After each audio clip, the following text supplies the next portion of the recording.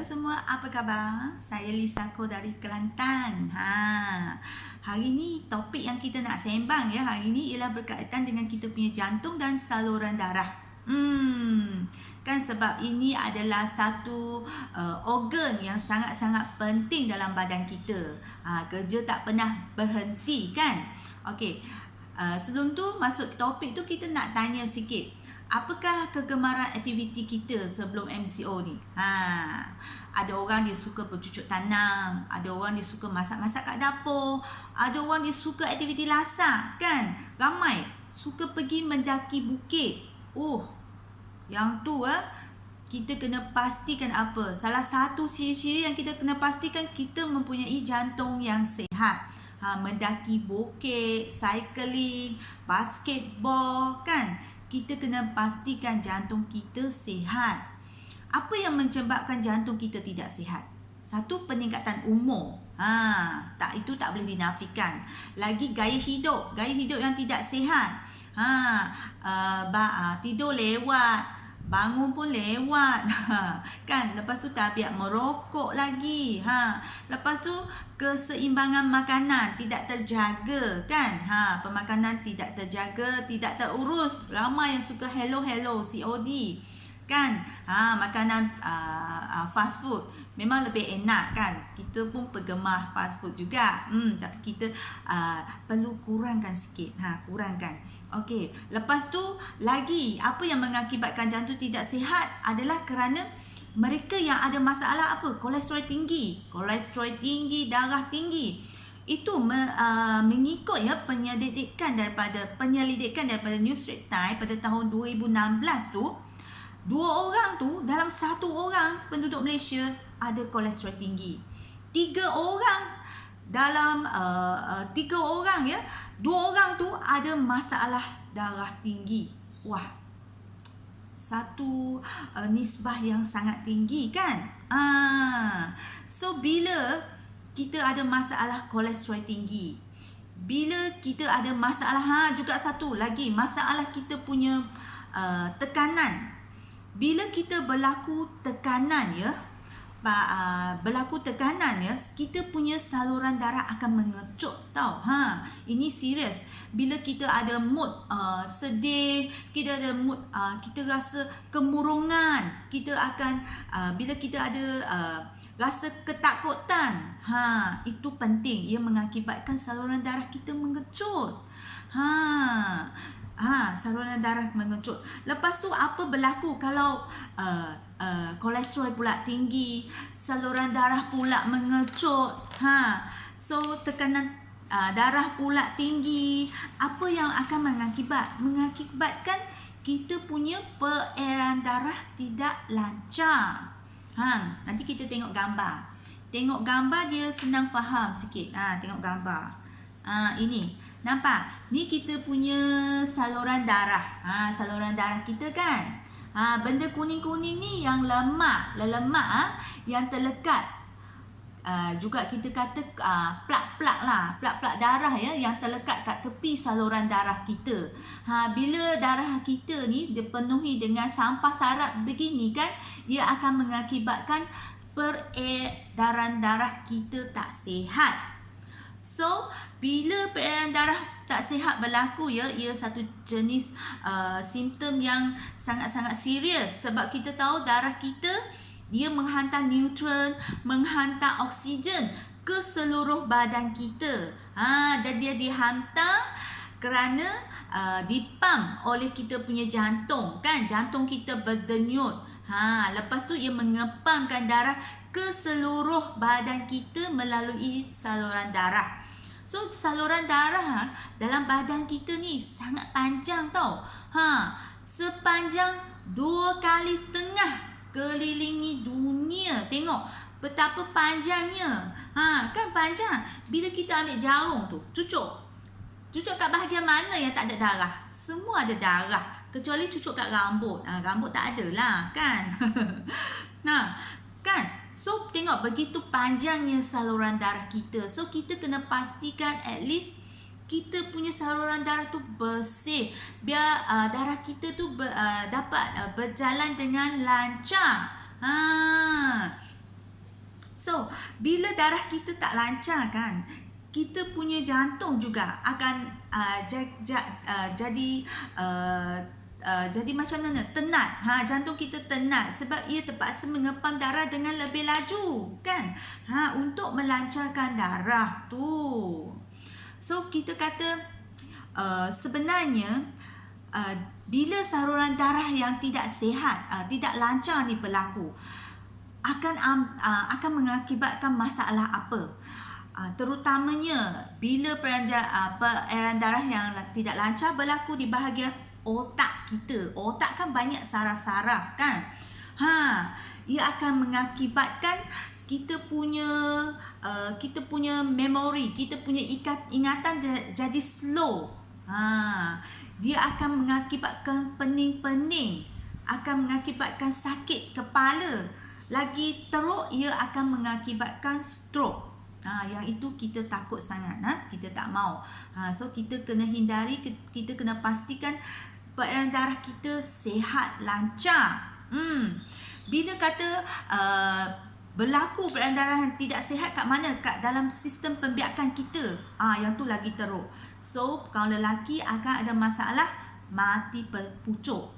Yang tu teruk kan. So yang akan mengakibatkan kita kata perhubungan suami isteri terjejas. So bila kata peredaran darah yang tidak sihat ni, bila dia berlaku kat jantung, jantung kan, yang situ lagi teruk. Kita akan rasa sesak nafas, kita akan rasa sakit dada kan. Kalau berlaku kat jantung, ramai orang akan buat pembedahan pintasan saluran. Pembedahan pintasan. Kalau kita cerita bahasa kita ni, kita kata buat belon, buat bypass. Kalau buat belon ni, dia akan buka. Yang mana berlaku sekatan tu, kat situ dia akan buka.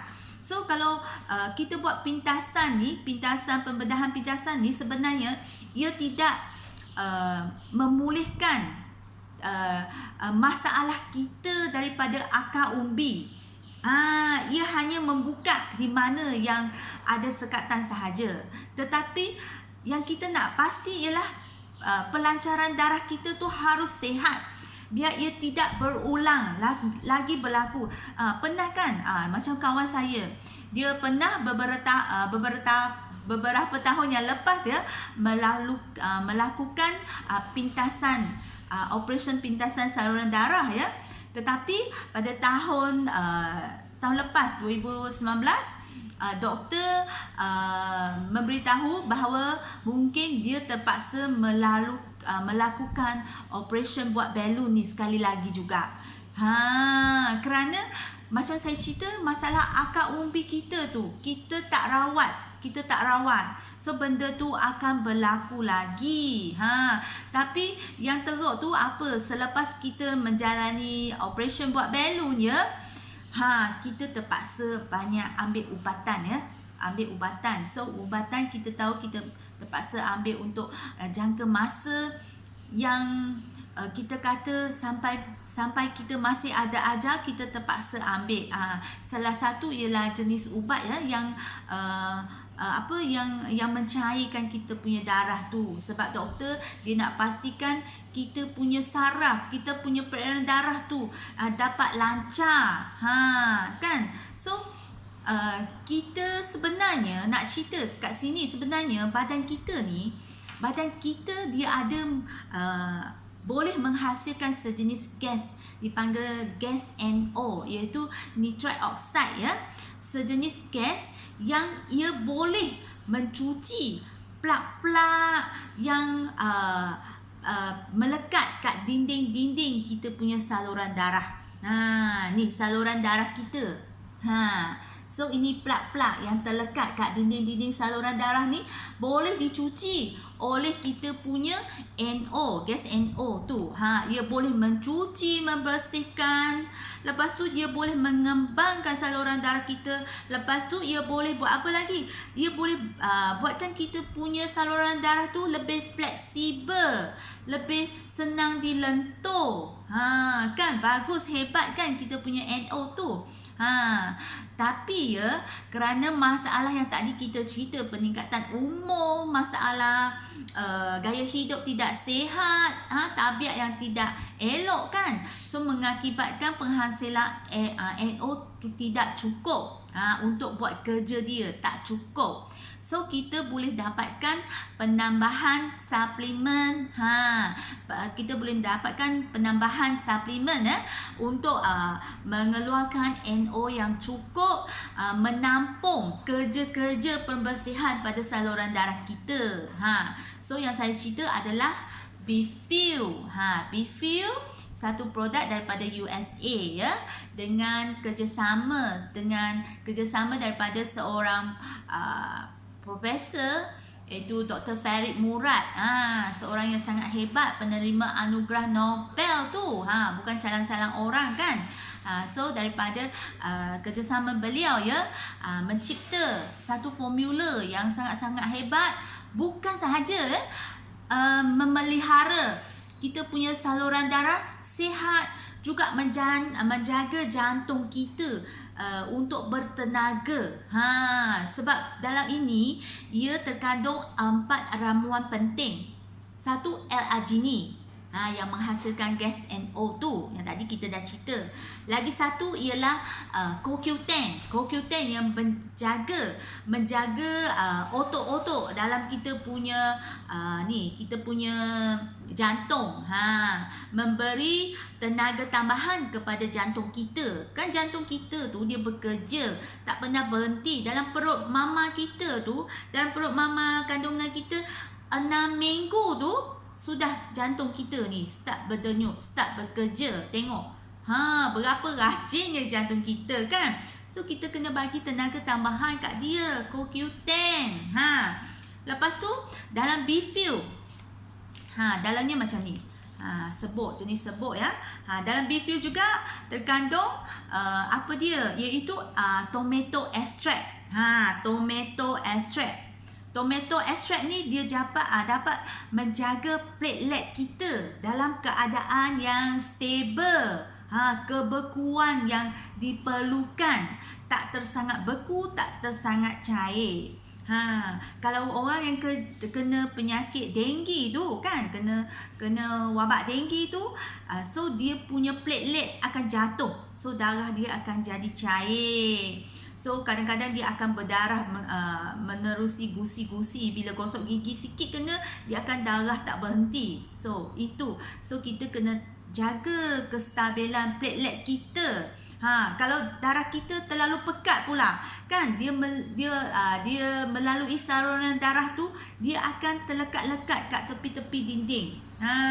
So bila NO tu kerja dia jadi tak habis lah. Kena kerja lagi. So bila dapat bantuan daripada tomato extract tu, so benda tu akan dikurangkan. Kita kata akan dikurangkan. So kita punya NO, so kerja dia pun bukan berat sangat kan, dia bersih. Sebab kita kata percentage untuk berlakunya lagi plak-plak darah tu sudah rendah. So dalam kita punya Beefew juga kita ada antioksidan daripada buah delima dan ubi bit. So kita banyak menggunakan buah-buahan alam semula jadi. Kita sekarang semua showkan bahan-bahan semula jadi digunakan sebagai pemakanan tambahan, suplemen.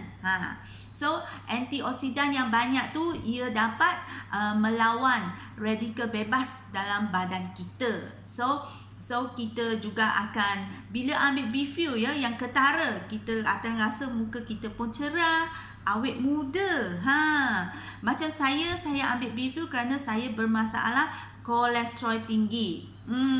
So dia akan mengakibatkan jantung tidak sihat kan. So saya ambil Beefew. So sekarang bacaan kolesterol saya sudah normal. Hari tu saya buat sebelum MCO adalah 3.9 bacaan kolesterol saya. So saya pun sangat-sangatlah berterima kasih kepada Beefew ni. Kalau tidak kan, kita tak berani nak makan goreng pisang, tak berani nak makan fried chicken, Kentucky fried chicken, tak berani nak makan burger. Semua kita tak berani sebab kita tahu kita kolesterol tinggi. Tapi untuk masa sekarang ada jugalah curi-curi makan kan. Okey. So untuk anda semua ya yang ada masalah darah tinggi, kolesterol tinggi ya, boleh pertimbangkan suplemen jenis ini, BeFuel, sebab kita pun ada dapat anugerah Health and Wellness Award ya. Health and Wellness Awards pada tahun 2018. So memang telah diiktirafkan sebagai produk yang sihat, produk yang tidak mendatangkan side effect kepada badan kita. So ini sahaja yang saya nak kongsikan pada hari ini ya. Semoga dapat membantu. Okay, bye bye.